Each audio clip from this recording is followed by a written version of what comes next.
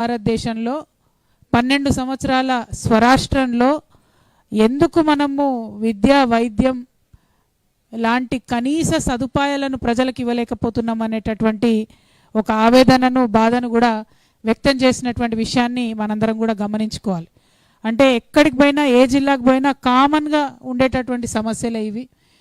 ఇదే అంశాన్ని నేను పదే పదే చెప్తూ వచ్చాను.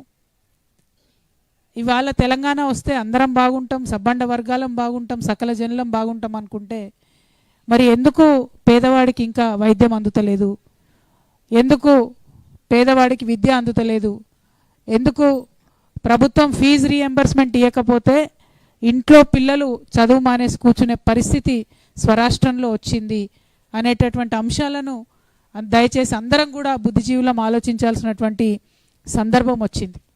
మరి కార్మిక రంగంలో చూసినట్టయితే మోదీ గారు ఎన్ని నల్ల చట్టాలు చేసినా కనీసం మనం ఎక్కడ కూడా స్పందించలేదు.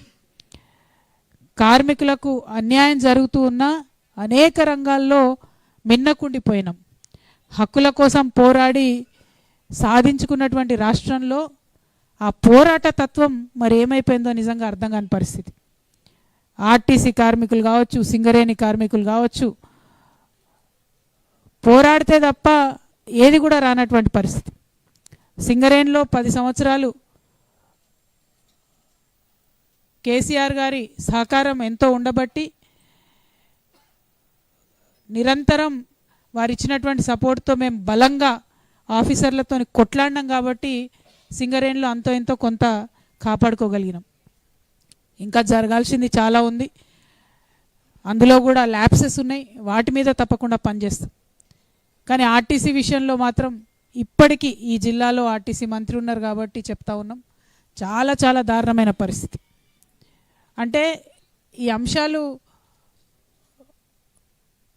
డెఫినెట్గా ప్రతి ఒక్కరం కూడా ఆలోచించుకోవాల్సినటువంటి సందర్భం. ఏది ఏముందిలే, బాగుందిలే, అంత బాగానే ఉంది, నడిచిపోతుంది, తింటలేమా పంటలేమా ఉంటలేమా అంటే 200 సంవత్సరాలు భారతదేశం బానిసత్వంలో ఉండిపోయింది. ఏముంది ఏదో ఒకటి అందరం బాగానే ఉన్నాం కదా అనుకుంటే 60 సంవత్సరాలు తెలంగాణ పరాయి పాలనలో మగ్గిపోయింది. అట్లా కాదు, జర ఆలోచన చేయాలి అని చెప్పి మనం సంఘం కట్టడం మొదలు పెడితే దేశానికి స్వతంత్రం వచ్చింది. అట్లా కాదు, కొంత ఆలోచన చేయాలి మేధావులందరం అనుకొని జయశంకర్ సార్ ఒక నిప్పురవ రగిలిస్తే తెలంగాణ రాష్ట్రం వచ్చింది. ఇవాళ కూడా జరగాల్సింది అదే. ఆడ అమెరికా వాడు ఎలగొడుతున్నాడు, ఓ పక్క దుబాయ్ వాడు ఎలగొడుతున్నాడు, ఇంకొక పక్క మన జపాన్ పోదామంటే భాష రాదు, జర్మన్ పోదామంటే భాష రాదు, ఉన్న కాడ ఉద్యోగం చేసుకోవాలంటే చేసుకోలేనటువంటి పరిస్థితి.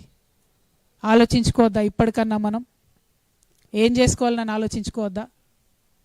డెఫినెట్గా ఒక విప్లవాత్మకమైనటువంటి ఆలోచన రావాల్సిన సందర్భం తెలంగాణలో భారతదేశంలో వచ్చింది. ఇంకెన్ని రోజులు డిపెండ్ అవుతాం? ఆ దేశానికో ఉద్యోగం చేస్తాం, ఈ దేశానికో ఉద్యోగం చేస్తాం. నేను ప్రపంచం అంతా చుట్టి వచ్చినటువంటి వ్యక్తిగా చెప్తా ఉన్నా. ఆషామాషిగా సరదాకు పోలే వరల్డ్ టూర్కి. నేను వైస్ ప్రెసిడెంట్ ఆఫ్ ఇండియా గారితో అనేక దేశాలు తిరిగి వచ్చినాం, లోక్సభ స్పీకర్ గారితో అనేక దేశాలు తిరిగి వచ్చినాం. ఆ సందర్భంలో ప్రొసీజర్స్ ఏంది, పాలసీస్ ఏంది, ఏం చేస్తే బాగుంటుంది. మిడిల్ ఈస్ట్లో మొత్తం ఎమిరేట్స్లో ఇక్కడి నుంచి వలసపోయినటువంటి మన అన్నదమ్ములు ఉంటే అనేక సందర్భాల్లో బాధపడ్డాం. చిన్న దేశం,